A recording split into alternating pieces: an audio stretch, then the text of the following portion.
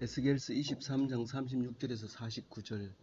여호와께서 또 내게 이르시되 인자야 내게 오홀라와 오홀리바를 심판하려느냐. 그러면 그 가증한 일을 그에게 말하라. 오늘 말씀은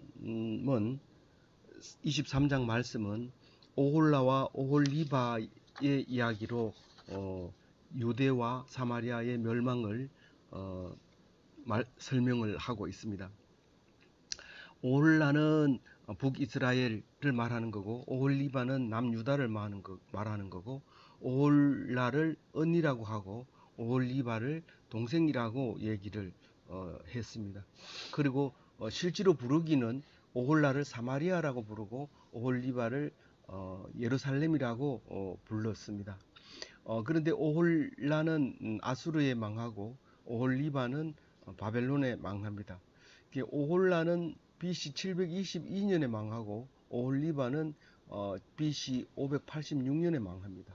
약 135년 정도 차이가 나는데 그렇게 언니가 먼저 망하고 동생이 나중에 망하는데 그것을 에스겔은 지금 23장까지 오면서 쭉 줄곧 여러 가지 모양으로 망하는 모습을 설명하고 있는데 그 중에서 오홀라와 오홀리바에 대해서 두 자매의 음행에 대해서 비유로 말씀하는데 3일 동안 묵상을 했습니다. 그런데 오늘 마지막 3일째의 묵상 내용인데 이 마지막을 음행을 했는 그 결과가 정리가 되는 시간입니다. 다시 말해서 오홀라와 오홀리바의 그 징계받는 그 징계가 어떤 의미를 가지고 있고 이후에는 어떤 일이 일어날 건가. 그러니까 결론부터 얘기하면 그겁니다.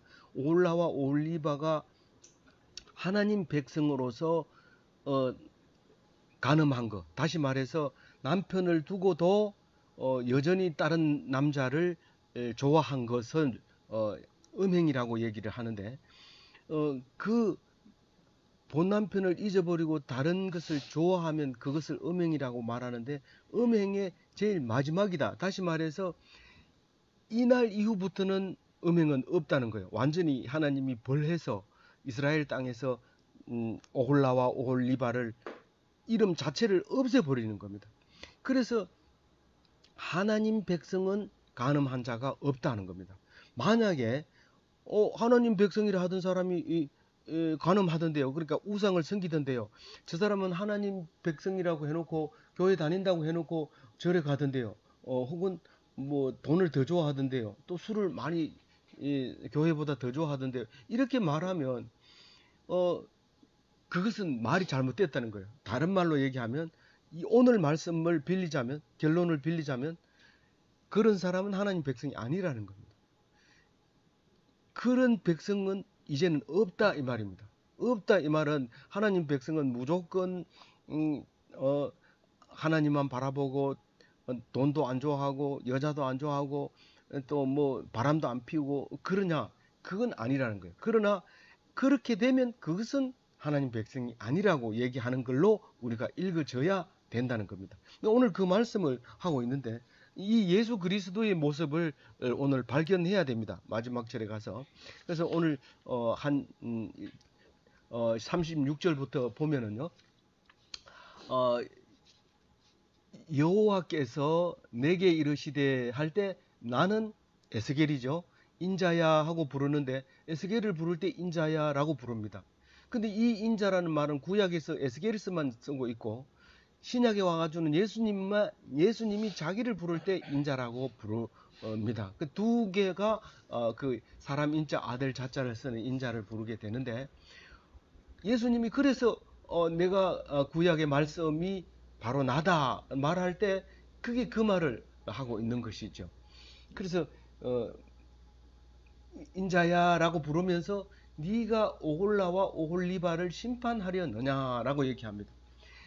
원래는 그 유대를 심판할 때 바벨론을 들어서 그 바벨론이 너희들을 심판하리라 이렇게 말씀을 합니다.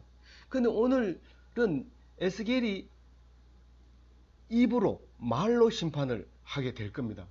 그 심판의 원리가 말로 하는 게 중요하냐 칼로 하는 게 중요하냐 어떤 게 옳으냐 둘 다 하나님이 보내주신 것이지만은 칼로 해도 기록에 남고 말씀도 기록에 남아 있기 때문에 말씀하는 겁니다. 그래서 그 두 개가 어떤 게 옳은지 모르지만 더 앞선지 모르지만 에스겔의 말씀이 훨씬 많은 말씀을 하게 되고 그 말씀이 우리에게 예수님처럼 오시게 된 것이기 때문에 에스겔의 말씀을 예수님의 예표의 말씀으로 읽어줘야 됩니다. 그래서 심판을 하는 거예요. 이 에스겔이 이 남유다를 심판.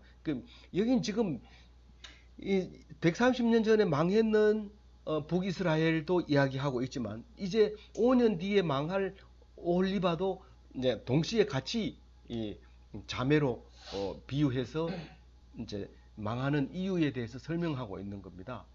그런데 심판을 하려면 반드시 알게 해줘야 된다. 말해야 된다. 자기가 무슨 죄를 졌는지 말해야 된다. 그 가정한 일을 그들에게 말해줘야 심판할 수 있다는 거죠.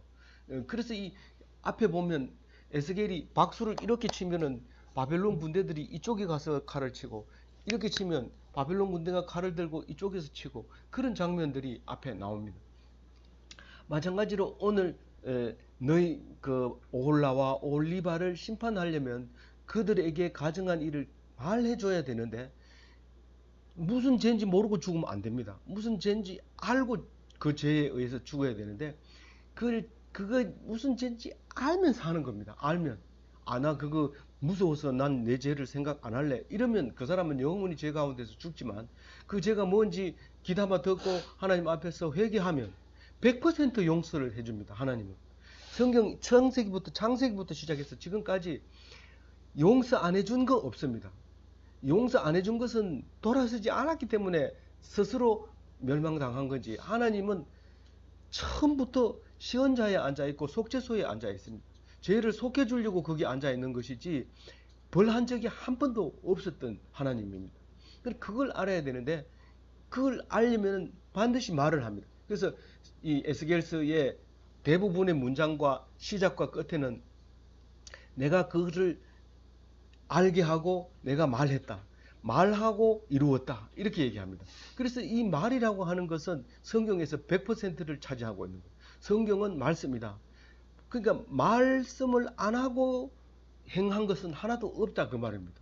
예수님이 오실 때도 구약에서 다 말씀을 해놨기 때문에 오시는 거고 말 안 하고 턱 나타나고 그런 거 없다는 거예요. 다시 말해서 우연이라는 건 없다는 거예요. 원인 없는 결과는 없다는 거예요. 그래서 우리가 가장 확실한 건 죽음이죠. 죽음도 그냥 오는 게 아니라는 거예요. 우연히 그냥 오는 게 아니라 다 오니까 오는 게 아니라 이유가 있다는 거죠. 그 이유가 뭐냐면 죄가 있기 때문에 죽음이 온다는 거죠. 그래서 그 죄를 해결함으로써 죽음을 해결하려고 하는 그 기독교의 생각이 오늘 이 속에서도 들어있다는 것을 발견하게 됩니다. 37절 읽어볼게요. 같이.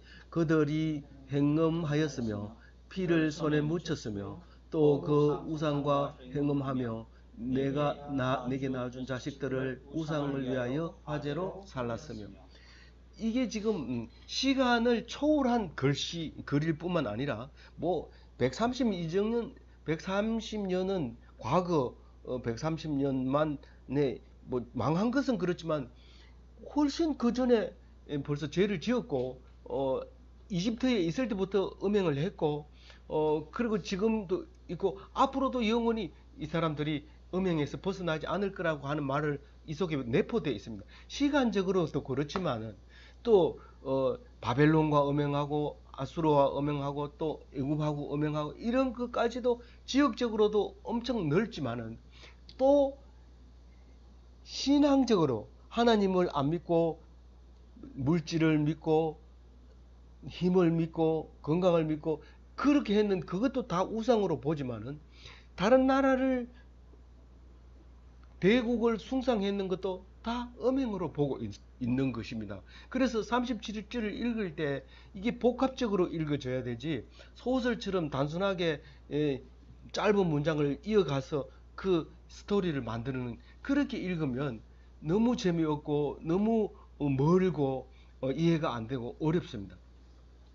그래서 1차 독자들은 그래도 그나마 알지만 우리는 지금 2500년 전에 시간적으로도 엄청 떨어져 있지만 거리상으로도 지구 반대편에 있을 뿐만 아니라 또 문화도 완전히 달랐던 문화 속에 살던 사람들의 말을 우리가 어떻게 쉽게 알아들을 수 있겠어요? 그러나 만약에 내가 그 사람들의 마음에 돌아간다면 이 말은 아주 쉽게 이해가 되집니다. 그들이 행음하였으며 그들이 누굽니까? 지금 1차적으로 유대 사람들을 얘기하는 겁니다. 유대인들을 얘기하는 겁니다. 행음했다는 게 뭡니까? 여기 이 37장 37절 문장 안에서도 바벨론을 두려워하고 그 사람들을 좋아하고 그 사람들 가까이 다시 말해서 일제시대 때 친일파를 행음했다고 얘기하는 겁니다. 너희들이 행음했으며 이 말이지만 사실 그것만 가지고 얘기하는 게 아니라는 걸 37절 속에서도 찾을 수 있는 게 우상에게 절했다는, 우상이 인신제사를 드린 것을 얘기하고 있습니다. 피를 손에 묻혔으며 여기서 말하는 것과 뒤에서 말하는 것이 뉘앙스가 다릅니다. 뜻은 정확하게 모르지만 피를 손에 묻혔는 것은 자기 자식을 불에 태워 죽이는 것을 피를 손에 묻었다고 37절에서는 그렇게 느껴집니다.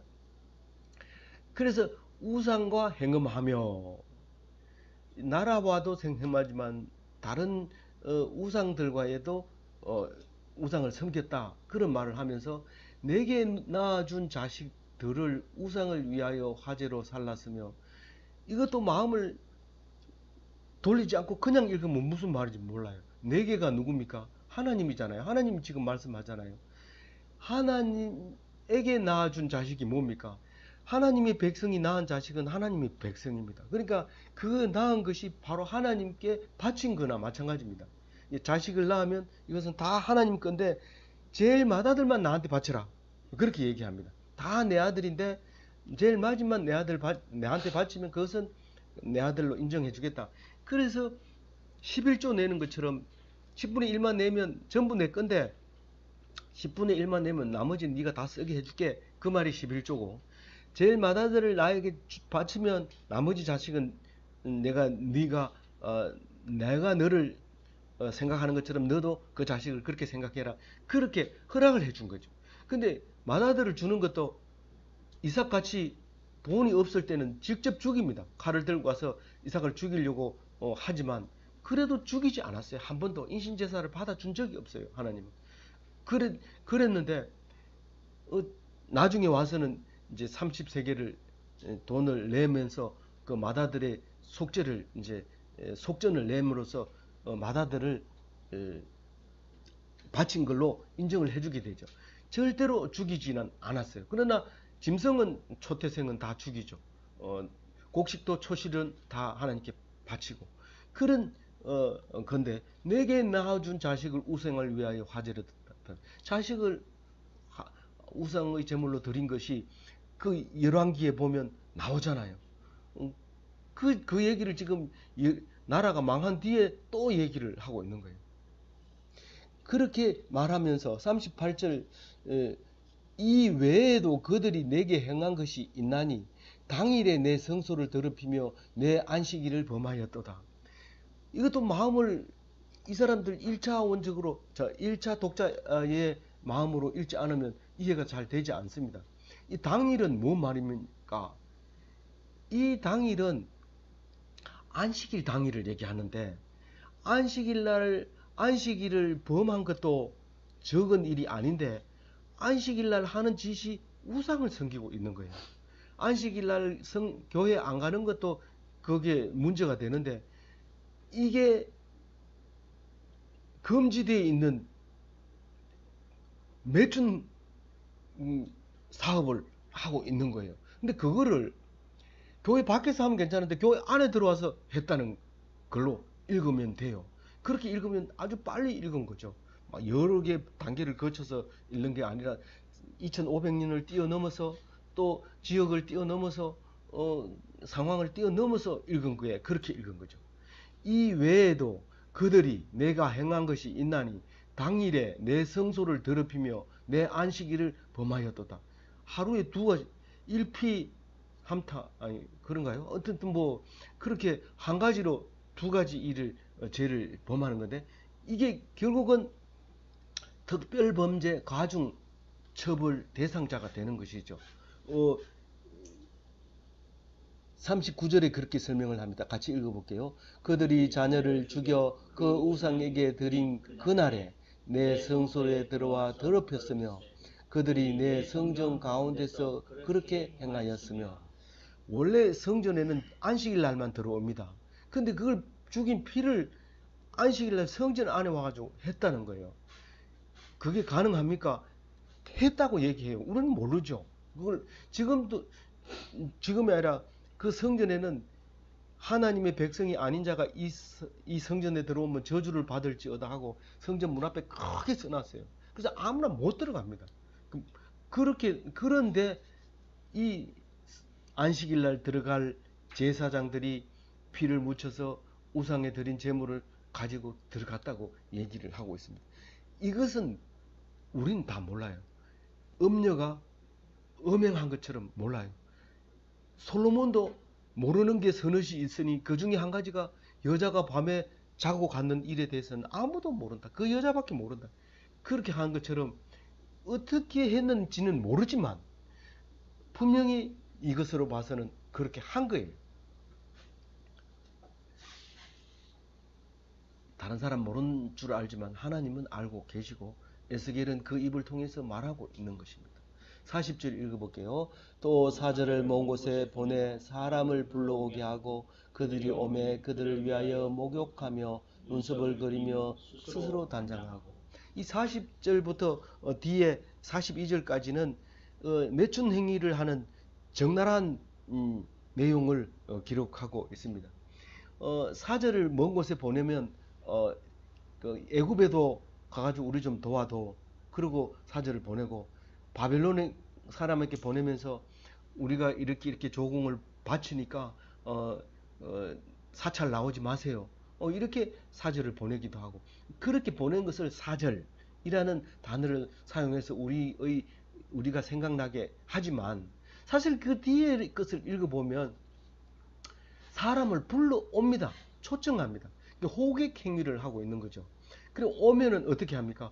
야, 사람들 온다. 지금 아주 고관들이 와. 그리고 장관들이 와. 그리고 청년들, 잘생긴 청년들이 말을 타고 와. 이런 소식을 들으면 전부 가서 목욕을 하고 눈썹을 그리고, 야, 그림을 보니까 눈썹을 이렇게 그렸더라. 그리고 이렇게 그리고 또 볼터치를 이렇게 해야 돼. 그 사람들이 이걸 좋아해. 그러면서 화장하고 있는 그 모습을 우리가 지금 40절에 보고 있습니다.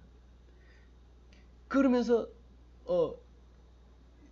41절에 화려한 자리에 앉아, 화려한 자리에 앉아 앞에 상을 차리고.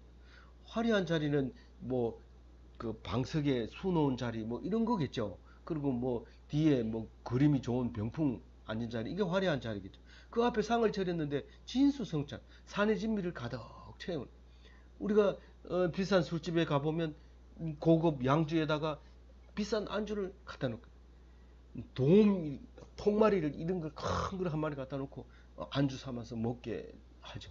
그렇게 화려한 자리를 차려놓고 뭐라고 합니까? 41절 한번 읽어봅시다. 화려한 자리에 앉아 상 앞에 차려놓고 내 향과 기름을 그 위에 놓고. 내 향과 기름을 그 위에 놓고. 이게 뭐예요? 그 이스라엘 백성을 가지고 있는 게 하나님께 드리는 향밖에 없습니다. 그 위에 다른 걸 만들면 안 됩니다. 법적으로. 그래서 제사장이 향 만드는 법에 따라서 향을 만들어서 하는 제사 지낼 때 향을 드립니다. 근데 이 향을 바벨론 사람들이 엄청 좋아해. 애굽 사람들이 그걸 너무 좋아하는 거예요. 그거는 고결하고 불순물이 안 들어가고 은은하고, 그래서 그걸 좋아하는데 그걸 그 사람들 오니까 막 내놓고 그냥 밤을 지새는 거예요. 그 자리에서. 적나라하게 말하고. 42절 한번 읽어봅니다. 그 무리와 편히 찌끄리고 즐겼으며 또 광야에서 잡류와 술 취한 사람을 청함에 오매 그들이 발찌를 그 손목에 끼우고 아름다운 관을 그 머리에 씌웠도다. 그 무리와 편히 찌끄리고 뭐예요? 초청해가지고 온, 호객행위 해가지고 들여온 그 사람들하고 찌끄린데 얼마나 즐거운지. 음담패설 하나 해놓으면 막 전부 깔아 넘어가고 또 한마디 하면 또 깔아 넘어가고. 그 모습이 그 속에서 나타나는 거예요. 광야에서 잡류와 술 취한 사람을 불러왔다는 게 뭡니까? 이 베두인들, 이 베두인들을 들으면 기분 나쁠지 모르지만 이 유목민들, 이 천하게 생긴 술이 취해가지고 늘 술 취해 있는 그 베두인들, 낙타 타고 그냥 사는 사람들, 이런 사람들을 불러옵니다. 이 그 사람들하고 베들레헴, 예루살렘 사람들하고는 딱 갖다 놓으면 벌써 모양이 틀립니다. 옷이 세마포 입은 사람들, 모자 쓴 사람들, 이 사람들하고 그, 그 유목민들하고 모습이 똥냄새 나는 거하고 다릅니다.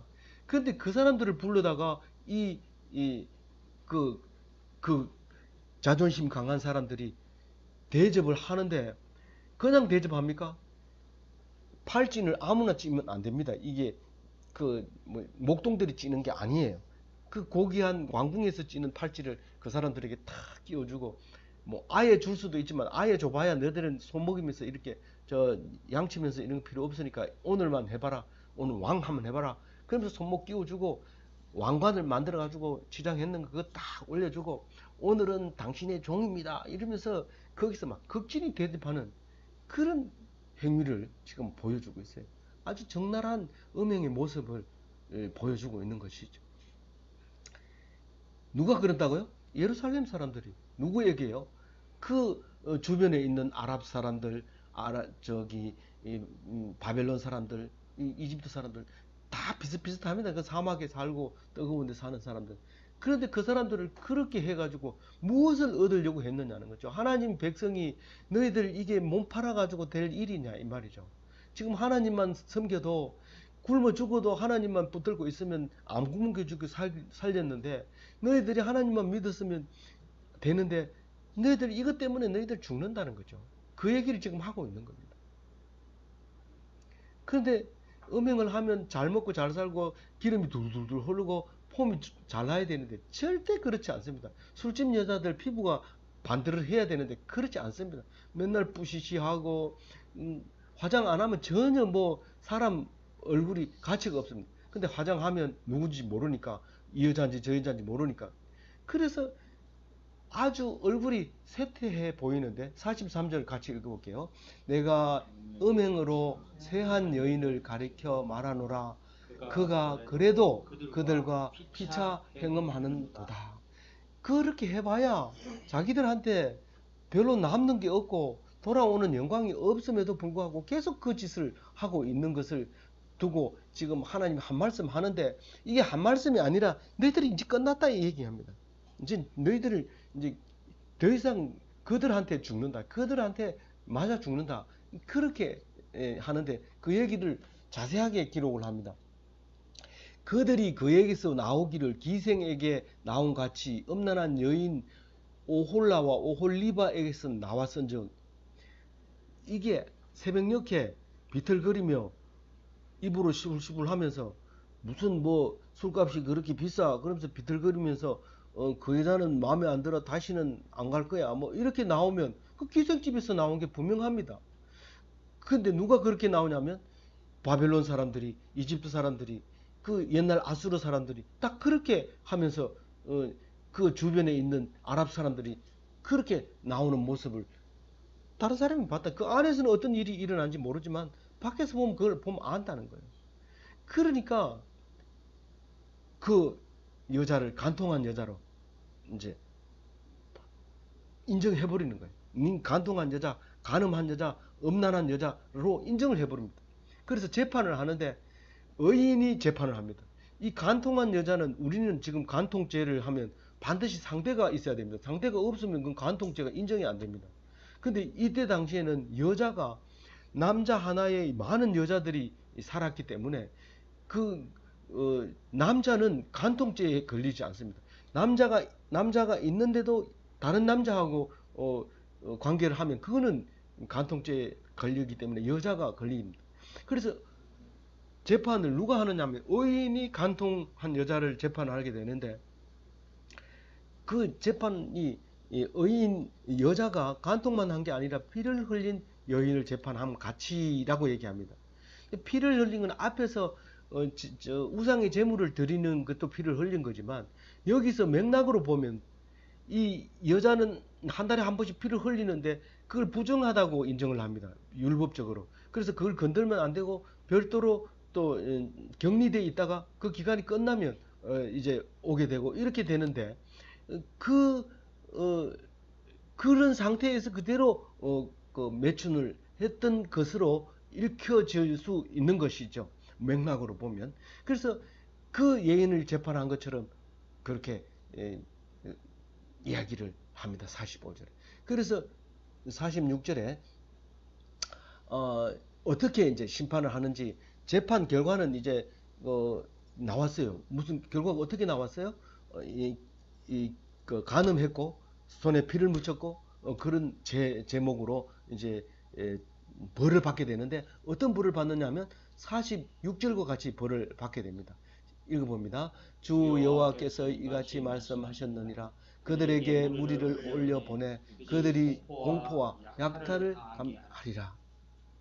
하라. 그러면 그 그들이 누굽니까?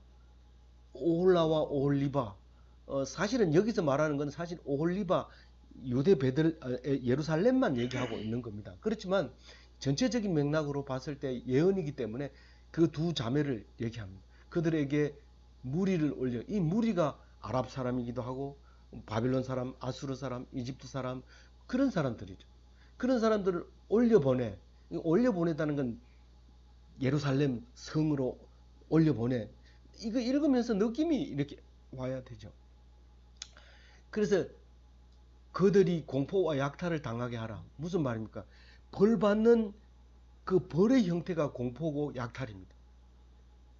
그 예루살렘 백성들이 공포와 약탈을 당하게 하도록 그 자기가 극진히 대접하던 그 사람들이, 그 무리들이 대적이 돼서 공격해 오고 있는 것이죠. 그래서 와가지고 어떻게 합니까? 공포를 주는데 돌로 칩니다. 뭐 너희들은 칼도 아까워 이러면서 돌로 쳐고 칼로 죽이고 자녀들 그냥 이런 거 남겨놓으면 나중에 문제가 생겨 그리고 다 죽입니다. 씨를 말려버리고 그리고 집도 혹시 숨겨놓은 게 있을지 모르니까 태워 그리고 다 태워. 그게 이스라엘입니다. 이스라엘 그 예루살렘이 망할 때는 돌 위에 돌 하나도 안 남기고 다 망가뜨립니다. 왜 그러냐면 돌에다가 지금 금을 입혀가지고 만들어 놓았으니까 군사들이 그 금을 베껴가느라고 돈을 일일이 다 내니까 하나도 없이 황폐하게 만들어 버립니다. 그런데 48, 49절이 이 두 개가 지금 23장을 설명하고 있는데 이 두 절을 잘 읽으면 우리가 길게 읽었던 23절 전체를 이해할 수 있게 됩니다. 우리가 그런 성경을 읽을 때 이 사람들이 하나님 말고 다른 사람을 섬겼으니까 이렇게 죽었구나. 그럼 우리는 그렇게 하지 말아야죠. 오늘 하나님 말씀만 들어야 되죠. 그런데 사실 그렇게 안 했다는 거죠. 48절에. 그렇게 안 했다는 거예요. 근데 그렇게 안 하면 하나님 백성이 아니라고 얘기해요. 48절이 그 얘기를 하고 있는 거예요. 반면교사로 삼은 사람은 하나님 백성이고 반면교사로 안 삼은 사람은 하나님 백성이 아니라고요. 그 얘기를 지금 하고 있는데 잘 들으셔야 돼요. 여기 중요한 얘기이기 때문에. 한번 일단 읽어봅니다. 이같이 내가 이 땅에서 음란을 그치게 한 적 모든 여인이 정신이 깨어 너희 음행을 본받지 아니하리라. 단언하건대 하나님은 음행을 본받지 아니하리라 그랬어요. 근데 음행을 본받으면 어떻게 해요? 하나님 백성이 아닙니다. 그러니까 그건 얘기할 필요도 없어요. 그러니까 제일 마지막 음행한 여인이 예루살렘입니다. 그러니까 하나님 백성은 음행 안 해요. 만약에 음행한다면 하나님 백성 아니에요. 그런데 실제로 음행합니다. 실제로 하나님 백성이 음행합니다. 그럼 그걸 어떻게 해야 돼요? 그것은 누구나 그렇게 하는데 결과는 이렇게 나온다. 그러니까 너희들은 조금도 가슴을 치고 땅을 칠 필요 없다. 반드시 이렇게 나오기 때문에 그것을 아는 사람은 하나님 백성인데 그것을 그렇게 했다면 그 벌을 그대로 받으라 이 말입니다. 그러니까 하나님 백성은 기죽어 있거나 열등감을 가지고 있거나 특히 죄의식을 가지면 안 됩니다. 보통 하나님 믿지 않는 사람은 죄의식을 가지지만 하나님 믿는 사람은 죄의식을 가지면 안 됩니다. 예수님 믿는 사람은, 기독인은 되게 뻔뻔스럽습니다. 살인해놓고도 뻔뻔스럽습니다. 내가 하나님 앞에 죄를 지었다. 그래서 하나님 주는 벌을 받겠다. 그건 하지만 내가 네한테 죄 지은 게 뭐냐. 그러고 당당합니다. 그걸 이 48절에서 알아들어야 돼요. 그것이 하나님이 했다는 겁니다. 마지막 하나님 백성은 마지막 음란한 것이 오홀리바다. 네가 하나님 백성이 확실하다면 너는 음란 자가 아니라 하나님 앞에 당연히 그럴 수밖에 없는 사람이다 라고 이 성경을 읽게 되는 것입니다. 심오한 말씀이 48절에 있는데 그것이 나중에라도 깨달아지시기 바랍니다. 49절 읽어봅니다. 그들이 너희 음란으로 너희에게 보응한 적 너희가 모든 우상을 위하여 죄를 담당할지라 내가 주 여호와인 줄을 너희가 알리라 하시니라. 이 49절에는 뭘 찾아야 되냐면 대표성을 찾아야 됩니다. 대표성 이러면 아간의 죄가 있고 예수님의 죄가 있고 오늘 여기 말하는 오홀리바의 죄가 있습니다. 오홀리바는 지금 이 23절을 마무리하면서 대표성을 가지고 있습니다. 그러니까 지금까지 지은 모든 여인의 음란죄를 네가 지라는 거예요. 네가 마지막으로 지라는 거예요. 그리고 앞으로 음란죄를 지고 갈 하나님 백성 그 죄를 전부 네가 지라는 거예요. 그러니까 처음과 영원히 나중까지 현재까지도 전부 네가 지는데 마지막이다 네가. 그래서 예루살렘에는 절대로 이제 하나님 백성이 못 삽니다. 지금 현재 예루살렘에 가보면 유대인도 살고 있지만 가톨릭, 개신교, 아르메니아 정교 다 이렇게 그 사람들이 무슬림들이 이렇게 차지하고 있고 결코 하나님 백성이 이 예루살렘이 아니라는 사실을 알 수 있습니다. 그러니까 무슨 말이냐 하면 제일 마지막에 죽은 거예요. 백성의 죄로 대표로 죽입니다. 아간이 죽을 때 많은 백성들이 다 똑같은 죄를 지었지만 그걸 멸하려고 하지 않고 하나만 죽음 밑에 이삭을 죽여야 되는데 양을 준비해 놓은 것과 마찬가지로 모든 백성을 위해서 아간이 제비 뽑혀서 이제 죽게 됩니다. 예수님도 우리 모든 죄를 위해서 한 사람이 죽었습니다. 그래서 모든 것의 대표로 오홀리바가 음란죄를 짊어지고 멸망하게 되는 것입니다. 그것을 알으라고 하는 겁니다. 알으라고. 그래서 우리는 하나님이 왜 예수님을 죽여야 됩니까? 대표 한 사람만, 죄 없는 사람 한 사람만 죽이면서 많은 사람의 죄를 덮어주기 위해서 그런 겁니다. 그래서 그것이 하나님의 공의입니다. 우리는 이해가 가지 않는, 사람으로는 하지 않는 그게 공의입니다. 아무쪼록 이 하나님의 공의를 깨닫고 믿고 그 공의로 말미암아 행복하고 더 풍성한 삶을 사는 기독교인이 다 되시기를 바랍니다.